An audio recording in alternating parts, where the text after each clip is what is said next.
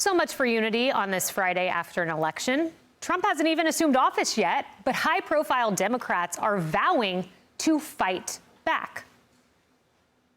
If it's contrary to our values, we will fight to the death. If Trump comes after your freedoms, I'll be there. You come for my people, you come through me. If you try to harm New Yorkers or roll back their rights, I will fight you every step of the way. We did not expect this result, but we are prepared to respond to this result. So fight is the word. We covered that yesterday, Guy Benson. But you'd think there'd be a moment of self-reflection. Instead, we get the governor of New Jersey saying, fight to the death. Yeah, let's talk about the governor of New Jersey for a moment. He talks about our values. And my challenge for Governor Murphy is, what exactly are our values in the state of New Jersey right now? In New Jersey, Donald Trump only lost by about 5 points.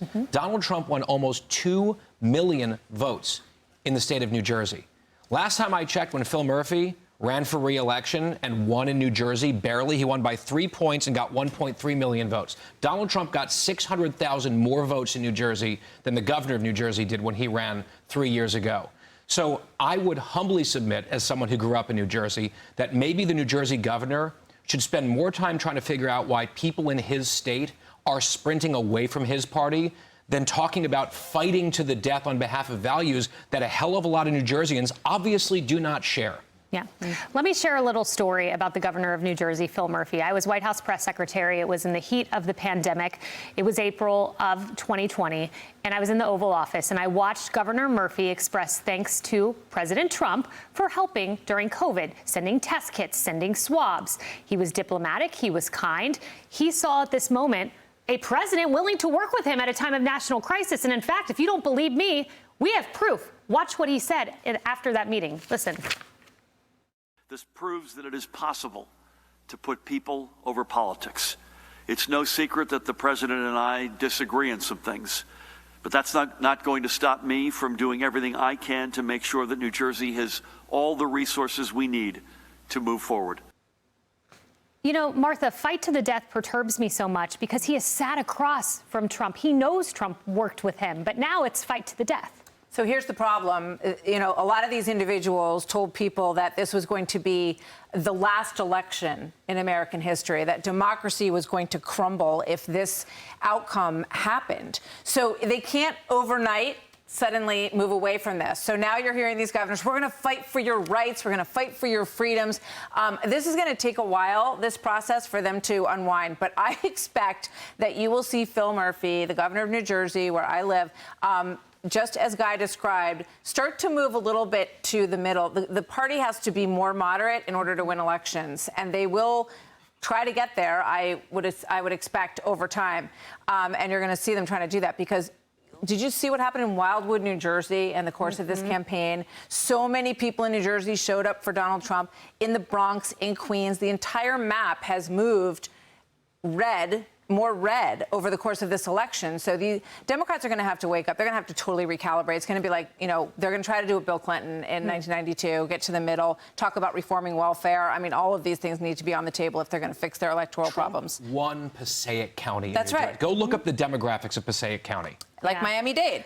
Yeah, exactly. Miami-Dade, first time since 1988. Look, I want to bring in the ever-sagacious Bob Woodward. We've been dealing with left-wing activists. Let's bring in someone who's presumably not a left-wing activist, but a journalist. Don't be afraid of a knockdown, drag-out fight, if that's what we're going to have. We've had them in the United States before. There are, I know this, you know this, there are a lot of strong people out there who believe in the rule of law and the U.S. Constitution. So Woodward, Kennedy, wants a fight. I'm sure he's going to do quite well writing books and tell-alls about the Trump administration from his sources. I hope not. But Woodward wants a fight. He said some pretty vile things about the president-elect. And I think he really needs to check himself and get back to traditional journalism.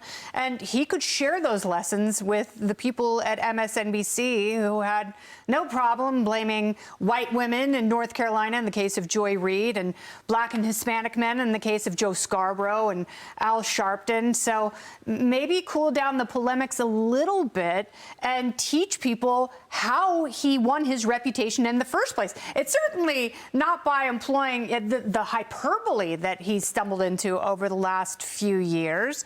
And I think a lot of these people would be wise to be curious about the American people and ask them, why did you vote this way? Instead of assuming that they're dumb or racist. You know, that's the key point, Emily.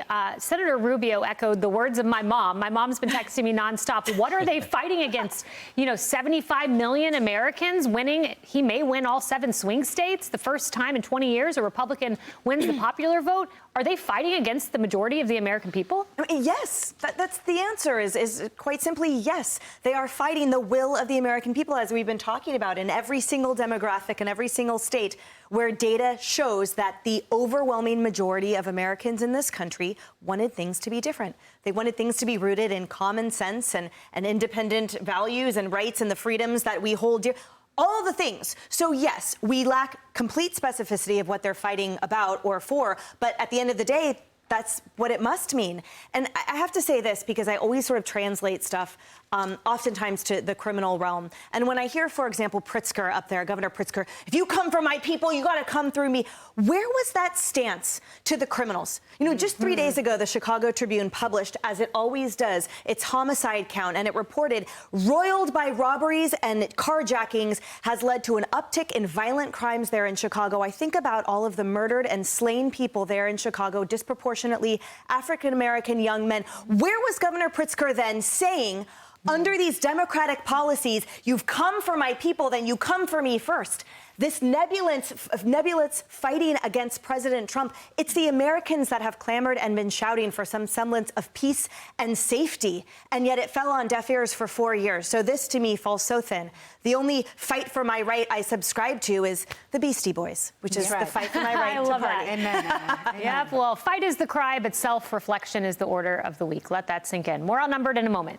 Hey, everyone, I'm Emily Campagno. Catch me and my co-hosts Harris Faulkner and Kaylee McEnany on Outnumbered every weekday at 12 p.m. Eastern, or set your DVR. Also, don't forget to subscribe to the Fox News YouTube page for daily highlights.